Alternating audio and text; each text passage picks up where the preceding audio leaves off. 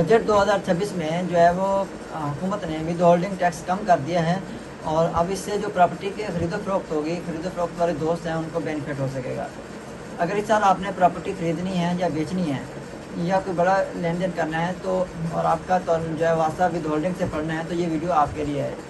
Video के and तक ज़रूर देखिएगा। कुछ लोग कह रहे हैं कि सेल्स टैक्स जो है वो पहले 5.5% था, कोई कह रहे हैं 5% था और किसी के मुताबिक ये 4.5%। लेकिन आज की इस वीडियो में मैं आपको एग्जैक्ट फिगर बताऊंगा जिससे आपको मुकम्मल अंदाज़ा भी हो जाएगा, आपकी रहनुमाई भी हो जाएगी। अस्सलाम वालेकुम दोस्तों, मेरा नाम मोहम्मद बिलाल सलीम है।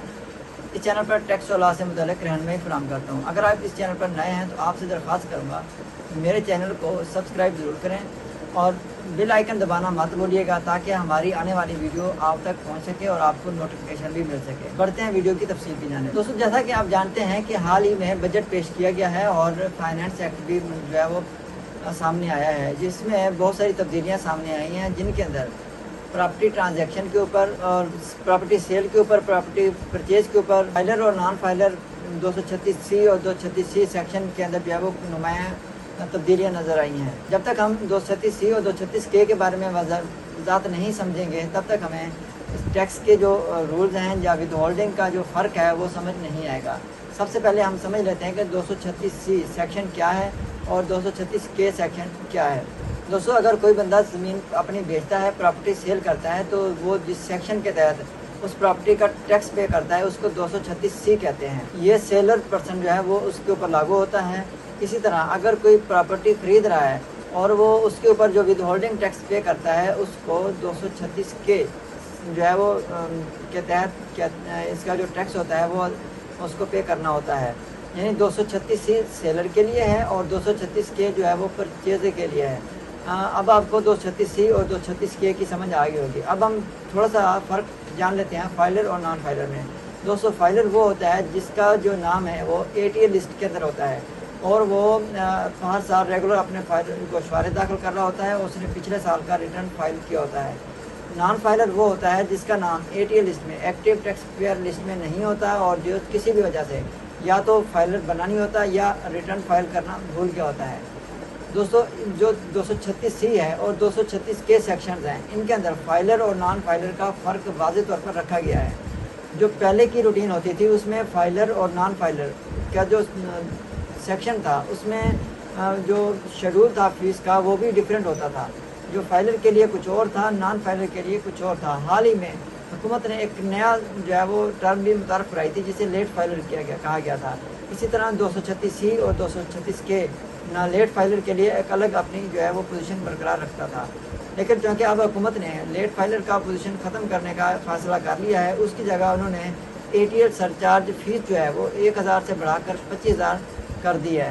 तो आप अगर फाइलर रहते हैं तो फिर ही आपको 236C और 236K का पूरा फ़ायदा मिलेगा, अदरवाइज़ फिर आपको डबल टैक्स ही पे करना पड़ेगा। दोस्तों, जो विद होल्डिंग टैक्स की कमी की बात की गई है, अब उसका थोड़ा सा बैकग्राउंड देख लेते हैं कि वो क्यों किया गया है, उसकी रीज़न क्यों पेश आई है। इसका असल में जो पस मंज़र है वो ये इस तरह है कि कुछ सालों से मुसलसल प्रॉपर्टी रेट्स बढ़ने की वजह से, टैक्स रेट बढ़ने की वजह से जो प्रॉपर्टी का सेक्टर था वो काफ़ी मंदी का शिकार जा रहा था और लोग इसकी तरफ नहीं आ रहे थे। हुकूमत ने ये फ़ैसला किया है कि विद होल्डिंग टैक्स को कम कर दिया जाए, जिससे जो है वो लोग डॉक्यूमेंटेशन की तरफ आ जाएंगे और प्रॉपर्टी की खरीदो फरोख्त में इजाफा हो जाएगा। इस सूरत हाल को देखते हुए फाइनेंस मिनिस्टर औरंगजेब ने IMF की मंजूरी के बाद इस बजट में रिलीफ देने का फैसला किया है ताकि डॉक्यूमेंटेशन बढ़ सके और जो रेवेन्यू है उसके अंदर इजाफा हो सके। लेकिन इसके अंदर थोड़ी सी ना कन्फ्यूजन जो पैदा हुई है, अब उसको देख लेते हैं कि वो कन्फ्यूजन क्या है। पुराने कानून के मुताबिक 5 करोड़ तक की प्रॉपर्टी के ऊपर 4.5% जो है वो टैक्स करता था।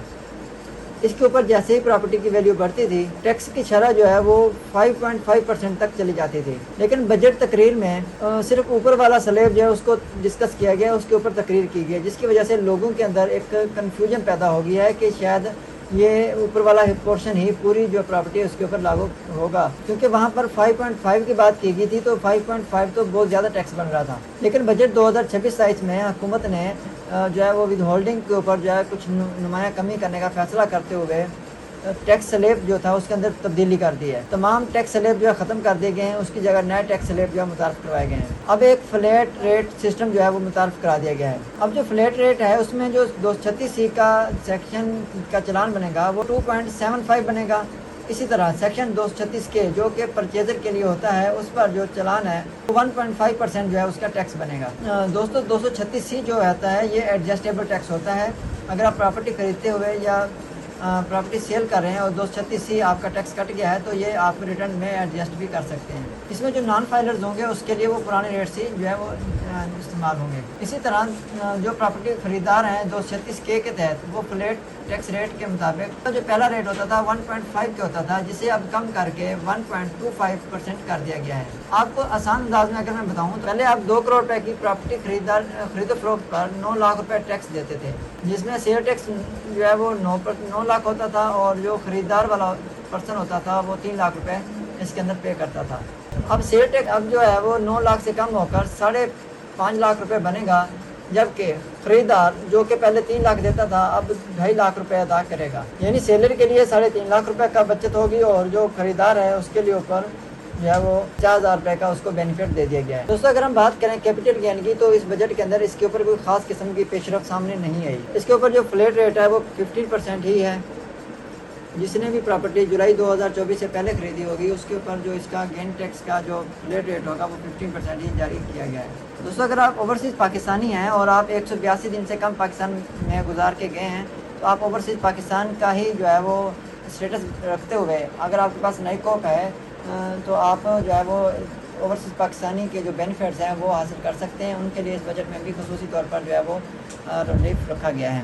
دوستو اس ویڈیو کو بنانے کا ایک مقصد یہ بھی تھا کہ اگر ابھی تک آپ فائلر نہیں ہیں تو آپ وقت کے اوپر فائلر بن جائیں، اسی میں آپ کا بھلا ہے اور اسی میں ہی آپ کو ٹیکس ریلیف جو ہے وہ ملے گا۔ ادروائز آپ کو ڈبل ٹیکس بھی دینا پڑے گا اور اگر آپ لیٹ فائلر بنتے ہیں تو آپ 25,000 روپے اضافی بھی آپ کو دینے پڑیں گے۔ اگر آپ فائلر بننا چاہتے ہیں یا ٹیکس فائلر سے متعلق کوئی بھی آپ رہنمائی لینا چاہتے ہیں تو آپ ہمارے دیے گئے نمبر پر رابطہ کر سکتے ہیں۔ ہم آپ کو فائلر کے متعلق تمام رہنمائی بھی کریں گے اور آپ کی جو ہے سپورٹ بھی کریں گے۔ امید ہے آپ کو آج کی یہ ویڈیو پسند آئی ہوگی۔ آپ کو سیکشن 236C 236K آپ کو فلیٹ سسٹم اور آپ کو جو ہے وہ فائلر نان فائلر کے بارے میں بھی جو ہے وہ واضح طور پر رہنمائی ملی ہوگی۔ اگر یہ ویڈیو آپ کو پسند ہے تو ویڈیو کو لائک ضرور کریں، چینل کو سبسکرائب کریں تاکہ آنے والی ویڈیو آپ تک پہنچ سکے۔ ملتے ہیں اگلی ویڈیو میں، تب تک کے لیے اجازت دیں۔ بہت شکریہ، اللہ حافظ۔